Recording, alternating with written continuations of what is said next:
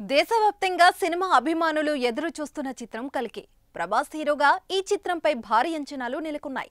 Vyjayanthi movies banner మీద మహానటి వంటి super hit ఇచ్చిన దర్శకుడు నాగ్ అశ్విన్ ఈ చిత్రాన్ని తెరకెక్కించడంతో సినిమాపై విపరీతమైన క్రేజ్ ఏర్పడింది.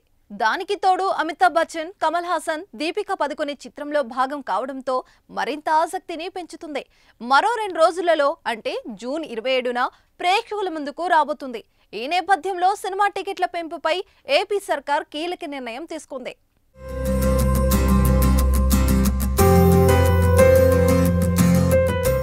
కల్కి 2898 AD సినిమా టికెట్ల ధర పెంపు అదనపు షోలకు చంద్రబాబు ప్రభుత్వం అనుమతిచ్చింది.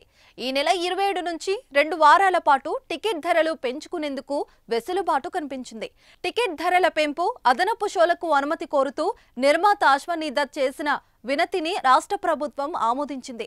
ఈ క్రమంలో ఏపీ ప్రభుత్వం కల్కి 2898 AD చిత్ర టికెట్ పై సింగిల్ స్క్రీన్ థియేటర్లో ₹75, మల్టీప్లెక్స్ లో ₹125 వరకు పెంచుకోవచ్చని పేర్కొంది.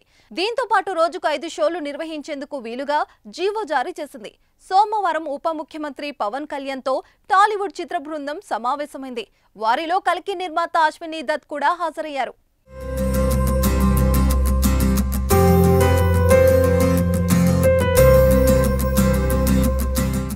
అటు తెలంగాణ సర్కార్ కూడా ఇప్పటికే కల్కి సినిమాకు టికెట్ ధరలు పెంచుకునేందుకు వెసులుబాటు కనిపించింది. జూన్ 27 నుంచి జూలై 4 వరకు మొత్తం 8 రోజుల పాటు టికెట్ ధరలు పెంపుకు, అదనపు షోలకు అనుమతిచ్చింది. టికెట్ పై గరిష్టంగా ₹200 పెంచుకునేందుకు గ్రీన్ సిగ్నల్ ఇచ్చింది. సింగిల్ స్క్రీన్ థియేటర్లో ₹75, మల్టీప్లెక్స్ లో ₹100కు పెంచుకోవచ్చని వివరించింది. వీటితో పాటు జూన్ 27న ఉదయం 5:30 షో అనుమతి లభించింది.